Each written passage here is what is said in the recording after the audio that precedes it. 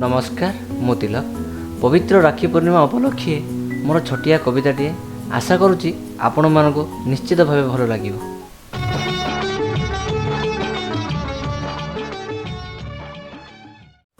पवित्र बंधन सरु सूताटीए नाटी ताहार राखी, भाई भौणीर अतुट संपर्क होइथाए मुक साक्षी।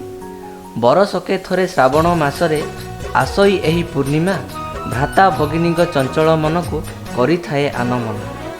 हाथे पूजा थाली चंदन राखी को बड़ सरागरे से किणे, क्षुद्र सूताक्षी हस्तरे बांधिण भाईर हृदय जिणे। राखी धूप फूल किणीन चंदन पूजार थाली सजाई, रही थाए बसी भगिनी जे मोर भाईर बाट को चाहे। राखीटीए बांधी भाईर हस्तरे भौणीर खुशी देख, भौणी हस्तरु राखीटीए बांधी भ्रातार जीवन सार्थक। भाई भौणीर संपर्क कहानी लागई अति नियारा, मसुना भौणी खुशी रे रहल न छुँल दुख परा।